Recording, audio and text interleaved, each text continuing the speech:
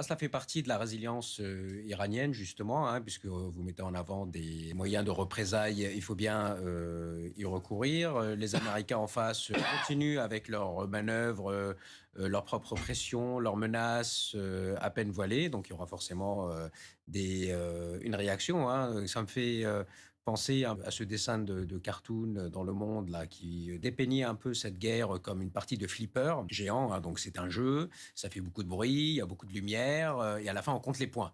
Hein. Et pour Donald Trump, l'essentiel, c'est qu'à la fin de la journée, il ait plus de points que ses adversaires. Donc, avec les négociations en sous-main qui se poursuivent toujours entre les émissaires d'un côté et de l'autre, pour faire en sorte que l'Iran recule, bien sûr, d'un pas, et qu'on remette à l'équilibre un peu cet état de confrontation dans le Golfe.